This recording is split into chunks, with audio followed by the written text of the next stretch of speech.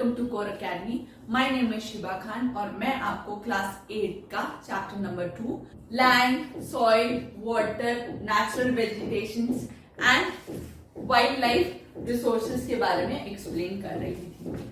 Last lecture में हमने देखा, हमने डिटेल एनालाइज किया लैंड के बारे में, सॉइल के बारे में, जिसमें हमने ये सीखा कि सॉइल को डिग्रेड होने से कैसे बचाया जा सके, है ना। लैंड के कैसे यूज और होने चाहिए ताकि यहाँ के लोगों को, मींस हम ह्यूमन बीइंग्स का बेटर यूटिलाइजेशन लैंड के प्रति हो। आज का टॉपिक रहेगा हमारे लिए वाटर। तो वाटर के लिए भी आज हम ये पढ़ेंगे, वाटर हमारे प्लैनेट में कितना है, क्या है उसकी अवेलेबिलिटी, क्या है, ये सारी चीजें। So let's start. Water resources, 3/4 of the earth is covered with water. आपने कभी ग्लोब देखा है? ग्लोब में आपको मोस्टली ये दिखेगा, अराउंड 75% ये दिखेगा कि वो ग्लोब ब्लू कलर का है, ठीक है। उसमें आपको ये रिप्रेजेंट कर रहा है, ब्लू कलर ये रिप्रेजेंट कर रहा है कि वहां पे वाटर की अवेलेबिलिटी कितनी है। इसीलिए हमारे अर्थ को ब्लू प्लैनेट या वाटर प्लैनेट कहा गया है। Is that clear? तो बोला गया है 3/4 या 75% of water is available on the earth, ठीक है। Fresh water is available on the earth is around 2.7% only. अच्छा, 75% वाटर होने के बावजूद हमारे पास यूज करने के लिए 2.7 वाटर ही अवेलेबल है। सोचिए, बाकी सारे वाटर किस यूज के? नहीं, बाकी सारे वाटर हमारे किसी भी यूज के लिए नहीं, क्योंकि उन्हें सलाइन वाटर कहा जाता है। नमकीन पानी आपने सुना ही होगा। आपके लिए ना ही वो पीने के लिए बेनिफिशियल है, ना ही वॉशिंग के लिए बेनिफिशियल है, ना ही कोई और पर्पस के लिए बेनिफिशियल है। तो आपके लिए जो बेटर वाटर है वो है फ्रेश वाटर, जो कि हमारे अर्थ में अराउंड 2.7% ही अवेलेबल है, जिसका 75% है ग्लेशियर्स या आइस शीट्स के ऊपर। समझ रहे बात को? 2.7 का 70% जो फ्रेश वाटर है वो ग्लेशियर्स और आइस शीट्स में अवेलेबल है। ओके, आगे बढ़ते हैं। Water supports variety of planets and animal. Water support करता है बहुत सारे नए नए प्रजातियों के प्लांट्स और एनिमल्स के, नए नए species of plants and animals के, ठीक है। Water is renewable resources through the water cycle. Water क्या है? रीन्यूएबल रिसोर्सेज है। अब आप सोच रहे होंगे कैसे, बताते हैं। आपने एक बार वाटर यूज किया, सपोज आपने बाथिंग के लिए वाटर यूज किया, वो आपके नालियों में बह जाता है। वो नाली बड़ी नदी में मिलती है, बड़ी नदी जाके और बड़ी नदी में मिलती है, उससे बड़ी नदी कहीं जाके समुद्र में मिल जाती है, ठीक है। उसके बाद वहां पे जो समुद्र में जो पानी इकट्ठा होता है, सी में जो वाटर कलेक्ट होते हैं, वो इवापोरेशन के थ्रू चले जाते हैं। मींस आपने पढ़ा ना इवापोरेशन, कंडेंसेशन, आई होप आपको याद होगा। इवापोरेशन के प्रोसेस से वो भाप बन के ऊपर उड़ जाते हैं और क्लाउड्स फॉर्म करते हैं, ठीक है। रेनी सीजन आने पे क्लाउड ऊपर जब प्रेशर हाई हो जाता है, फिर वो क्लाउड्स बारिश बन के नीचे उतरते हैं, ठीक है। और इस तरह से वाटर जो है वो रीयूज या रिन्यूएबल रिसोर्सेज के थ्रू हमारे पास आ जाता है। Is that clear? I hope आपको समझ में आया होगा। अब हम पढ़ेंगे यूजेस ऑफ वाटर के बारे में। ये सारी तो बेसिक थिंग है, लेकिन हम ये चीजें इसलिए पढ़ रहे हैं ताकि आपको एक ऑथेंटिक आंसर राइटिंग में हेल्प हो। तो यूजेस ऑफ वाटर आप फिंगर्स में काउंट कर सकते हैं। क्या क्या होंगे? ड्रिंकिंग, वॉशिंग, इसमें वॉशिंग क्लोथ्स भी आ जाएगा, यूटेंसिल्स भी आ जाएगा, वॉशिंग कार भी आ जाएगा, वो हर चीज, ठीक है। वॉशिंग, ठीक है, और generating of electricity, okay. Then agriculture purpose, industrial purpose, ये सारी चीजें आ जाएंगी यूजेस ऑफ वाटर में। Are you getting my point? Challenges to water availability.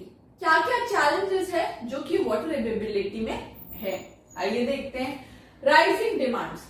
हमने लास्ट लेक्चर में ये भी पढ़ा कि कहीं ना कहीं पॉपुलेशन बढ़ते जा रही है। जब पॉपुलेशन बढ़ेगी तो लोगों को फूड चाहिए, वाटर चाहिए फॉर देयर रेगुलर सर्वाइवल, है ना।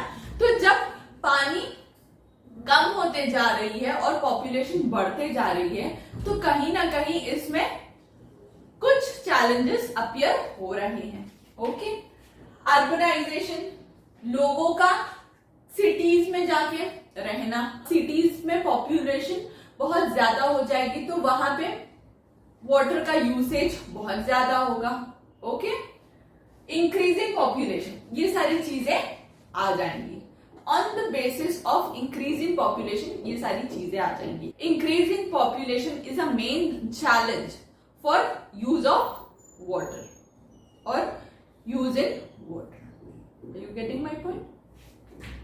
प्रॉब्लम्स ऑफ वाटर अवेलेबिलिटी, क्या क्या प्रॉब्लम्स आती हैं देखते हैं। Scarcity of water in many regions of the world, ऐसे कई जगह है जहां पे scarcity of water in the world है, मतलब पानी की कमी। स्कैरसिटी मीन्स पानी की कमी। हमारे वर्ल्ड में से कई एरिया है जहां पे पानी की कमियां हैं, जैसे कि Africa, west Asia, south Africa, ये सारी काफी जगह है जहां पे वाटर की स्कैरसिटी है। आप इंडिया के पर्सपेक्टिव में ही देख लीजिए, राजस्थान के ऐसे बहुत सारे रीजन हैं और गुजरात के ऐसे बहुत सारे रीजन हैं जहां पे वाटर स्कैरसिटी यानी पानी की कमी देखी जाती है।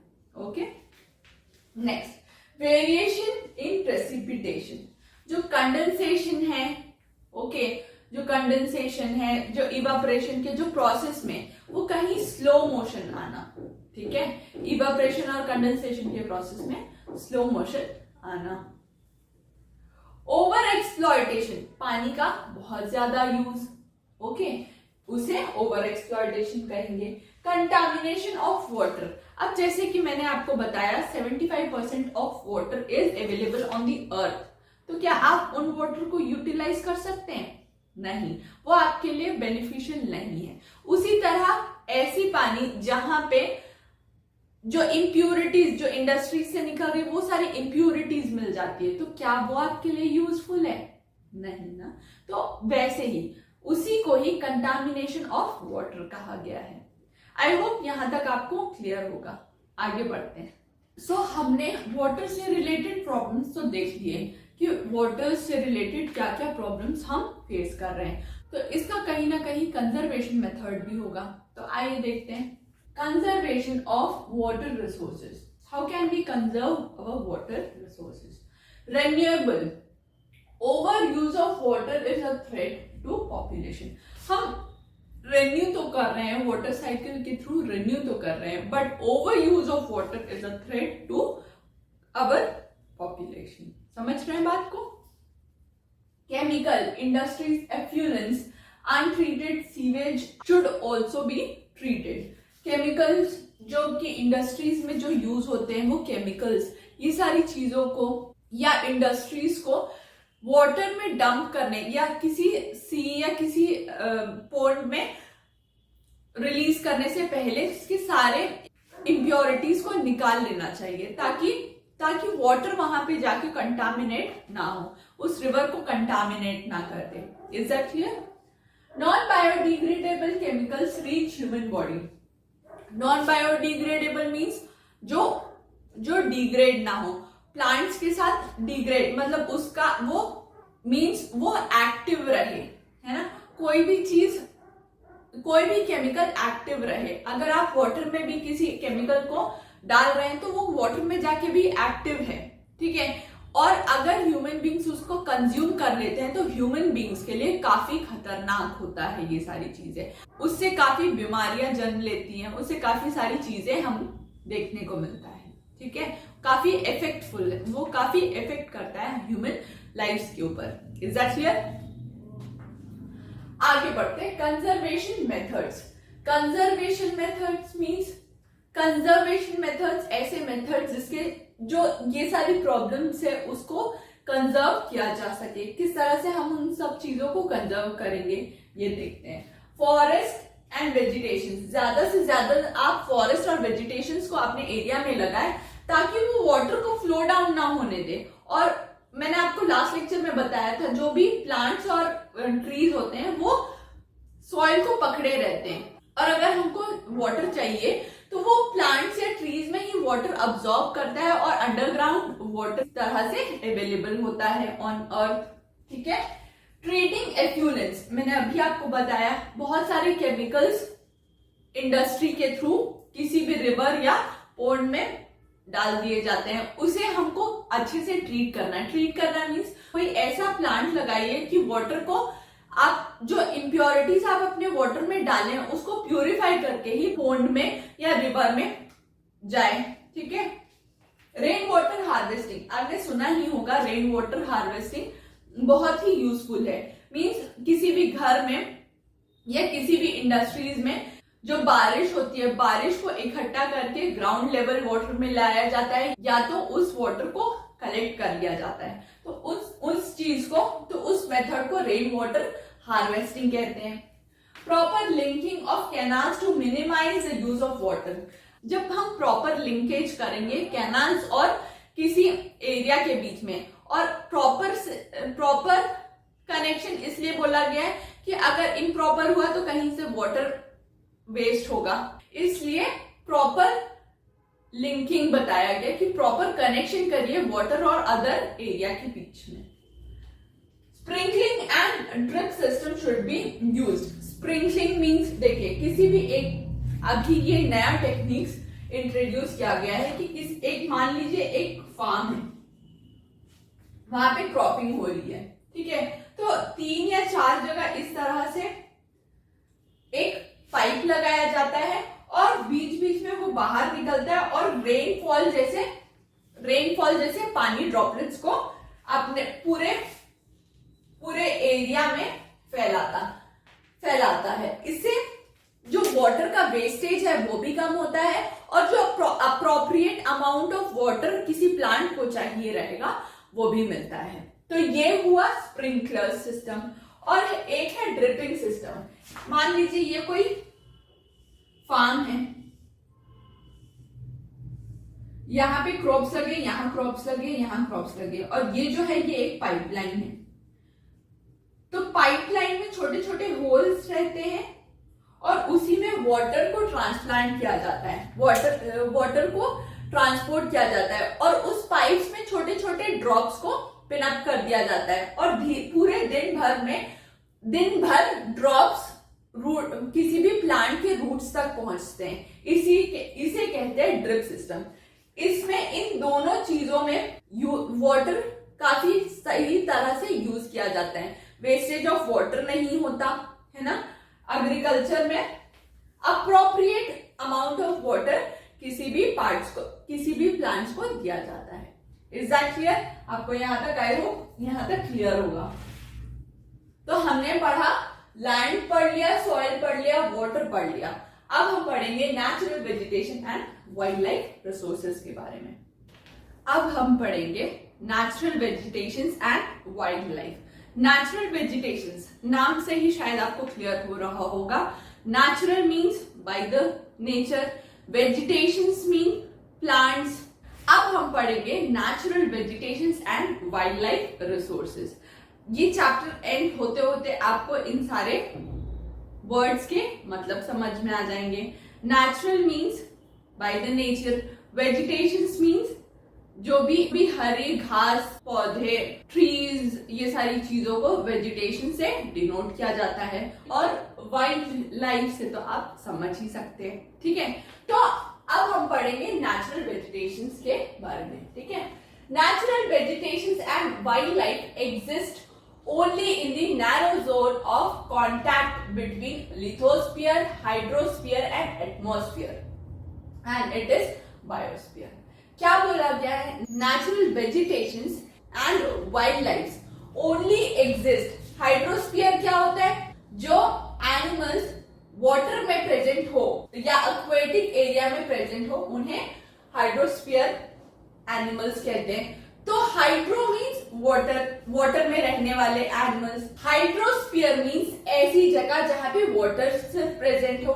लिथोस्फीयर मीन्स ऐसी जगह सिर्फ हार्ड मेटल क्रस्ट ये सारी चीजें अवेलेबल हो।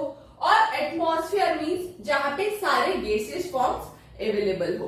तो क्या आप सिर्फ पानी में, आप एक ह्यूमन बीइंग है, तो क्या आप सिर्फ पानी में सरवाइव कर सकते हैं? नहीं। क्या आप सिर्फ लिथोस्फीयर में सरवाइव कर सकते हैं, लैंड में सरवाइव कर सकते हैं? नहीं। क्या आप सिर्फ गैस के थ्रू सरवाइव कर सकते हैं? नहीं। ठीक है, तो आपको चाहिए land, water, food, these things are essential for your life. तो एक थिन लाइन बताया गया, ऐसा बोला गया कि जहां पे हाइड्रोस्फीयर भी हो, लिथोस्फीयर भी हो और एटमॉस्फेयर का जो एक thin narrow zone contact of between, एक थिन नैरो जोन होना चाहिए, उसे हम कहते हैं biosphere. So what is biosphere? And your answer will be natural vegetation and wildlife exist only in the narrow zone of contact between lithosphere, hydrosphere, atmosphere is known as biosphere. Is that clear? Let's move forward. Biosphere living things are interrelated and interdependent on survivals. Biosphere में सारे living things interdependent, एक दूसरे के ऊपर dependent है। ठीक है, inter related, एक दूसरों के साथ रिलेटेड भी है, ताकि वो एक दूसरे के ऊपर सरवाइव कर सकते हैं। ठीक है, और इसे कहते हैं इकोसिस्टम। समझ रहे हैं बात को? All the living things which are interrelated and interdependent on each other for their living is known as ecosystem. ऐसे हर चीज जो इंटरडिपेंडेंट है अपने लिविंग्स के लिए, अपने सर्वाइवल्स के लिए, उन्हें हम इकोसिस्टम कहेंगे। क्लियर है? Let's move forward. Importance of plants and animals. Importance of plants में क्या? प्लांट्स में वो हर चीज जो लिविंग है प्लांट्स में, ठीक है, जो पौधे हैं, जहां पे जो हर चीज लिविंग है वो प्लांट्स है। और एनिमल्स में आएगा बर्ड्स, इंसेक्ट, ये सारी चीजें एनिमल डिनोट करेगी। Is that clear? Let's move forward. Importance of plant. Plant की इंपॉर्टेंस क्या है देखते हैं। Plant provide us timber. Timber एक वुड है, आप जानते ही हैं, ये प्रोवाइड करता है। Then they give us shelter to animals. Shelter animals को क्या, हमको भी प्रोवाइड करते हैं। Produce oxygen, we breathe. आप सबको पता ही है ना, प्लांट के थ्रू ही हमको ऑक्सीजन मिलता है और कार्बन डाइऑक्साइड हमसे लेता है। ठीक है, वो किसके द्वारा? यस, प्लांट्स के द्वारा। Gives us fruits, gums, medicine etcetera. Plants हमको ये सारी चीज भी प्रोवाइड करती है। Is that clear? एनिमल्स की तरफ देखते हैं। They provide us milk, meat, wool, है ना। Insects like bees provide us honey. ठीक है, हनी प्रोवाइड करते हैं, हनी बी। वल्चर जानते हैं ना, वल्चर्स किसे कहते हैं? Due to its ability to feed on dead livestocks is a scavenger. आप सब जानते ही होंगे वल्चर का मेन फूड क्या है? Yes, dead and decade animals. वो फ्लैश खाती है। ठीक है, इन्हें कहते हैं स्कैवेंजर्स। स्कैवेंजर्स का बहुत इंपॉर्टेंट रोल होता है एनवायरमेंट में, क्योंकि ये क्लीन करते हैं सारे एनवायरमेंट को। Is that clear? अब हम पढ़ेंगे डिस्ट्रीब्यूशन ऑफ नेचुरल वेजिटेशंस के बारे में। नेचुरल वेजिटेशंस, यस, प्लांट्स के बारे में। तो नेचुरल वेजिटेशंस की कुछ डिस्ट्रीब्यूशन बताया गया है। तो first is forest, second is grassland, third is shrubs and fourth is tundra. कौन कौन से? Forest, grassland, shrubs and tundra. अब हम ये देखेंगे कि ये सारी चीजें पाए कहां जाती है और उनकी स्पेसिफिक कैरेक्टरिस्टिक्स क्या है। ओके, तो फॉरेस्ट की कैरेक्टरिस्टिक्स को देखते हैं। Area of heavy rainfall. Area of heavy rainfall को फॉरेस्ट कहा गया है, जहां पे ऊंचे ऊंचे पेड़ पौधे होंगे। ठीक है। Abundance of vegetation and water supply. यहाँ पे बहुत सारी वेजिटेशन है, मीन्स उस एरिया में फुल ऑन हरा भरा एरिया रहेगा। ठीक है, तो ऐसा नहीं है कि हमेशा हरा भरा रहेगा, इसके भी दो डिविजन्स हैं। ठीक है, फॉरेस्ट के भी दो डिविजन्स है, एक है एवरग्रीन फॉरेस्ट, एक है डिसीडियस फॉरेस्ट। जैसे ही आपको नाम से पता चल रहा है एवरग्रीन फॉरेस्ट, उस एरिया के फॉरेस्ट में हमेशा हरियाली भरी रहेगी। और डिसीडियस फॉरेस्ट में उसके पत्ते टूट के गिरेंगे। पतझड़, आपने सुना ही होगा, पतझड़ में पत्ते टूट के गिरते हैं। तो डिसीडियस फॉरेस्ट में उतना ग्रीन नहीं, लेकिन पत्ते झड़ेंगे। Is that clear? तो आपको फॉरेस्ट समझ में आई। अब हम चलेंगे ग्रासलैंड। फॉरेस्ट में क्या देखा? बहुत ऊंचे ऊंचे पेड़, ठीक है। अब ग्रासलैंड से कंपेयर करते हैं। It has less moisture area and rainfall. यहाँ पे रेनफॉल भी कम होती है एज कंपेयर टू फॉरेस्ट। हाँ, और size and density of trees also decreases. जो साइज है वो फॉरेस्ट एरिया से कम की मानी जाती है, ठीक है। Less rainfall, short stunt trees and grasses. यहाँ पे जो ट्रीज है वो शॉर्ट रहते हैं as compare to whom? Yes, forest में जो ट्रीज अवेलेबल है उनसे जो ग्रासलैंड के फॉरेस्ट है या जो ट्रीज है वो कम हाइट के रहते हैं, ठीक है। आगे बढ़ते हैं। इसमें भी ग्रासलैंड्स में भी डिविजन्स है, बट आपके कोर्स में अभी नहीं है, तो better will not study that. Okay, then shrubs.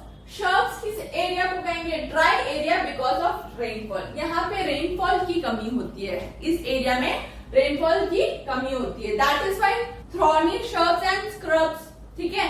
आप फॉर एन एग्जाम्पल आप देख लीजिए, राजस्थान में जैसे रेनफॉल वहां पे कम होती है तो आपको मिलेगा क्या? कैक्टस ना, तो वही it's an thorny shrub. Is that clear? Will move forward. Next is tundra. It found in polar region. It found in polar region, mooses and lynxes. ये कहां पाया जाता है? ये बहुत ही ठंडी जगह पाया जाता है जहां पे सिर्फ बर्फ ही बर्फ हो। और मूसेस एंड लिंचेस, आपने काई देखी है? काई जो बारिश में ग्रीन कलर की काई लग जाती है, उसे मूसेस और लिंचेस उसी तरह के होते हैं। तो I hope you are getting my point. We distributed natural vegetation into 4 parts: forest, grassland, shrubs and tundra. Forest के भी 2 parts होते हैं, एक evergreen forest and एक deciduous forest. We will not study about their distribution as they are not important in our course. ठीक है? तो grassland, shrubs और tundras के बारे में हमने डिटेल एनालाइज कर लिया है। अब हम पढ़ेंगे conservation of natural resources and wild life. इस टॉपिक में हम डिस्कस करेंगे क्या क्या प्रॉब्लम्स आती हैं नेचुरल वेजिटेशन और वाइल्ड लाइफ की लाइफ में। हम ये पहले भी पढ़ चुके हैं कि नेचुरल वेजिटेशन और वाइल्ड लाइफ हमारे लिए कितने इंपॉर्टेंट है, बट कहीं ना कहीं ह्यूमन बींग्स और जो नेचुरल क्लाइमेटिक कंडीशंस वो काफी इफेक्ट कर रहे हैं इनके ऊपर, जिसके कारण ये एक्सटिंक्ट होते जा रहे हैं, मीन्स खत्म होते जा रहे हैं, धीरे धीरे खत्म होते जा रहे हैं, इनकी स्पीशीज खत्म होते जा रही हैं। ठीक है, देखते हैं इनके कुछ problems. Loss of natural resources, कहीं ना कहीं हम नेचुरल रिसोर्सेज को ही खत्म करते जा रहे हैं। ठीक है, डिफॉरेस्टेशन, फॉरेस्ट में कमी ला रहे हैं। ठीक है, soil erosion, forest fire, tsunami, landslide, these are the major problems through which natural vegetation as well as wildlife are facing many problems. इन सारी चीजों की वजह से वाइल्ड लाइफ और नेचुरल वेजिटेशन आज खतरे में है। आपने सुना ही होगा ना कि बहुत साल पहले डायनासोर थे, लेकिन वो आज है नहीं, हम सिर्फ उनकी स्टोरीज ही सुनते आ रहे हैं। उसी तरह हम आगे जाके अपने फ्यूचर जनरेशंस को और भी बहुत सारी चीजें नहीं दिखा पाएंगे। उनको हमको ये बताना पड़ेगा कि वो थे। टाइगर हमारे देश में कम होते जा रही है। आई hope you know about it. ठीक है, जब इनमें प्रॉब्लम्स है तो इसके जरूर सॉल्यूशंस भी होंगे। आइए इनके सॉल्यूशंस देखते हैं। अब जब हमने कंजर्वेशन में प्रॉब्लम्स देखे तो हमारे पास इसके सॉल्यूशंस भी होंगे। तो आइए देखते हैं इसके कुछ solutions. National parks, wild life sanctuary shall be made. National park, wild life sanctuary बनाया जाना चाहिए ताकि सारे जो फ्लोरा एंड फौना है जो कि एग्जिस्ट कर रहे हैं फिलहाल, जो एंडेंजर्ड स्पीशीज में हैं, उन्हें वहां कंजर्व किया जाए ताकि ह्यूमन एक्टिविटीज का वहां पे कोई भी इन्वॉल्वमेंट ना रहे। ठीक है। Conservation of creeks, lakes and wetlands. Streams है, जो वेटलैंड्स है और जो लेक्स है, उनको आज भी कंजर्व करने के लिए नई नई स्कीम्स बनाना। ठीक है। Awareness programmes shall be conducted. नए नए अवेयरनेस कैंपेन्स लगाने चाहिए ताकि लोगों को ये प्रोत्साहन मिले कि प्लांट्स और एनिमल्स का कितना यूज है। कई प्रोग्राम्स कंडक्ट करिए, लाइक प्लांट ट्रीज, है ना, सेव ट्रीज, ये सारी चीजों को किया जा सकता है। Legal action shall be taken against killing of animals.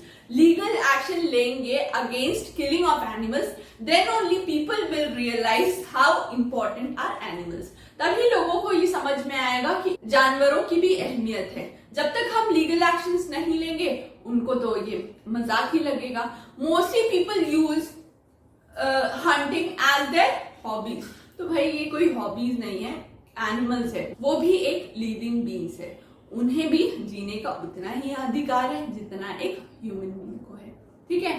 तो आप कोशिश करिए कि इन सारी चीजों को कंजर्व करें। अगर आप ये देख रहे हैं कि कोई किसी एनिमल्स को परेशान कर रहा है या मार रहा है, तो लोगों को ये अवेयर कराइए कि वो गलत है ना। देन साइट्स एक कंजर्वेशन प्रोग्राम है जो कि इंटरनेशनल गवर्नमेंट ने लिया है। ठीक है।